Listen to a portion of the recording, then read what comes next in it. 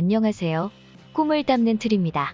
매년 꾸준한 개정을 거쳐 개정 5판으로 돌아온 처음 시작하는 밥 먹듯이 매일매일 비문학 독서, 줄여서 처음 밥비. 지금 소개합니다. 처음 밥비는 비슷한 교재인 밥 먹듯이 매일매일 비문학 독서의 자매 교재인데요. 밥비가 수능 고득점을 노리는 학생들이 비문학 실력을 완성하기에 적합한 교재라면 처음 밥비는 비문학 공부를 막 시작하는 학생들이 기초를 차근차근 쌓기에 적합한 교재입니다. 그러면 처음 밥비로 어떻게 비문학 지문 독해 능력을 쌓을 수 있는지 지금부터 자세하게 설명해 드리겠습니다. 먼저 표지부터 살펴보겠습니다. 처음 밥비 개정판은 2021학년도 3월 9일 고2 전국연합 학력평가 문제를 비롯한 최신 문제를 수록해 수능 출제 흐름을 확실하게 따라갈 수 있습니다. 그리고 맨 상단에 적힌 것처럼 꿈틀이 제시하는 학습 플랜으로 공부하면 4주 만에 비문학의 기초를 완성할 수 있습니다. 처음 밥비는 문제가 수록된 단계별 학습편과 자세한 지문 해설 및 정답, 오답풀이가 담겨있는 지문 근거 해설편으로 구성됩니다. 이렇게 두 권을 분리할 수도 있습니다. 먼저 단계별 학습편을 살펴보겠습니다. 교재의 첫 장을 넘기면 자기주도 학습 제대로 활용법이 있습니다. 혼자서 공부하는 학생이라면 꼭 이 활용법을 읽어보신 후 학습 플랜과 제대로 독해법, 틀린 문항 채점 표시 방법 등을 활용하며 공부해 주시기 바랍니다. 다음은 처음 밥비 교재 개발에 도움을 주신 선생님들의 성함을 기록했습니다. 혹시 여러분들도 아는 선생님 성함이 있나요? 다시 한번 교재 개발에 도움 주신 분들께 감사드립니다. 페이지를 넘기면 삼독 3회라고 하여 처음 밥비를 사용하는 방법이 자세하게 소개되어 있습니다. 삼독 3회는 말 그대로 3번 읽고 3번 문제를 푸는 학습 방법인데요.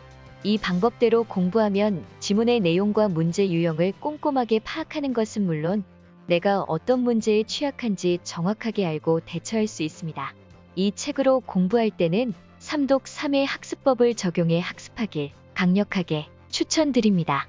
다음은 이 책의 차례입니다. 처음 밥비는 지문의 길이별로 차례가 구성됩니다.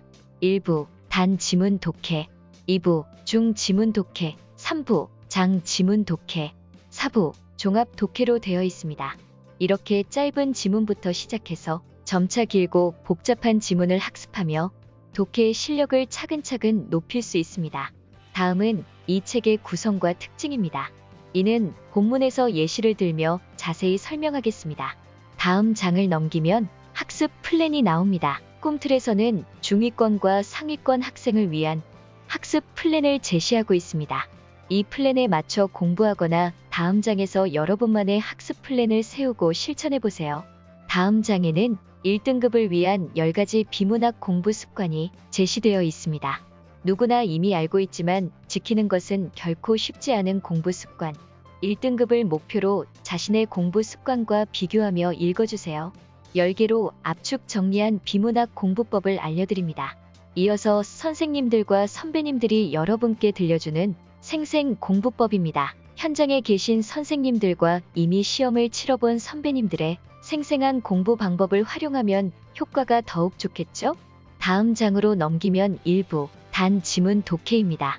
비교적 짧고 문항수가 적은 지문들이 묶여 있습니다. 미리 익히는 필수 어휘는 본문 학습에 앞서 사용되는 어휘들을 알아보고 미리 공부하는 장치입니다. 본문을 펼쳐보기 전에 학습의 기초가 되는 어휘를 테스트하고 부족한 어휘를 미리미리 익혀주세요. 자, 이제 본문 학습입니다. 인문 01회는 2018 9월 고1 학력평가 기출문제입니다. 1272자의 짧은 지문이네요. 처음 밥비는 모든 회차의 맨 상단에 이렇게 문제의 출처와 지문 길이를 수록했습니다. 지문 길이를 확인하시고 그에 맞는 시간을 할당해 문제 풀기 훈련을 해주세요. 지문 우측의 제대로 독해법은 처음에는 보지 말고 먼저 문제를 풀고 채점을 한 다음에 확인해주세요. 제대로 독해법을 잘 활용하면 지문을 구조화하는 능력, 지문의 핵심 내용을 빠르게 파악하는 능력과 어휘력 등을 향상시킬 수 있답니다. 가장 아래에 나만의 어휘 노트는 독해할 때 뜻을 몰랐던 어휘를 체크해 두었다가 나중에 어휘의 뜻을 스스로 찾아 적으며 복습하는 공간입니다. 지문을 읽었다면 문제를 풀어야죠. 지문을 꼼꼼하게 읽었다면 문제도 어렵지 않게 풀 수 있겠죠? 문제 옆에는 제대로 접근법이 있는데요. 제대로 독해법과 마찬가지로 문제를 풀 때는 잠시 가려두었다가 문제 채점까지 마친 후에 확인해 주세요. 제대로 접근법에는 문제에 접근하는 방법과 해결 전략, 오답을 피하는 요령 등이 제시되어 있어 문제 해결 능력을 기를 수 있습니다. 문제를 푼 뒤에는 채점을 합니다. 하단의 채점표는 3독 3의 학습법에 따라 공부하며 단계별로 맞고 틀린 문제 양을 점검해 볼 수 있도록 구성하였습니다. 이와 같은 방법으로 인문 02회, 인문 03회까지 학습하면 여기까지가 꿈틀이 제시하는 중위권 학생의 1일차 학습 분량입니다. 상위권 학생을 위한 플랜을 이용한다면 인문 04회 지문 하나만 더 추가하면 됩니다. 생각보다 많지 않은 분량이지요. 이렇게 처음 바삐는 국어가 어려운 학생도 차근차근 국어 실력을 쌓을 수 있게 도와주는 교재랍니다.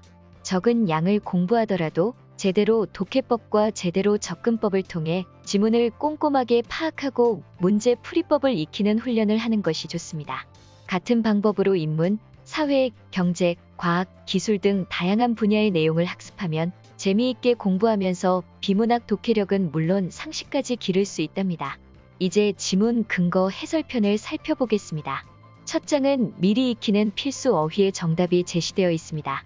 어휘 문제의 답을 확인하고 틀린 문제가 있다면 그 어휘의 뜻을 정확히 익혀주세요. 페이지를 넘겨 아까 풀어보았던 본문 정답을 확인해 보겠습니다. 지문 근거 해설편은 전 지문을 재수록하고 선과 도형을 활용해 지문을 분석하여 글의 구조를 한눈에 파악하기 용이합니다. 문단 요약, 소주제, 문장 간의 관계, 내용 전개 방식 등을 파악하고 익히는데 많은 도움이 될 것입니다. 지문 아래에는 제대로 독해법의 모범 답안이 제시되어 있습니다. 여러분들의 답이 모범 답안과 꼭 일치할 필요는 없으니 스스로 독해 연습을 하고 참고용으로만 사용하시는 것을 추천합니다. 그 아래에는 문제의 정답 오답풀이가 제공됩니다. 각 문제 풀이에는 정답률 75%와 같이 정답률을 통해 난이도를 알려드리고 있습니다. 정답률이 높은 문제를 틀렸을 경우는 제대로 접근법을 통해 자신의 문제 풀이 방법을 확인해 보실 것을 권장합니다.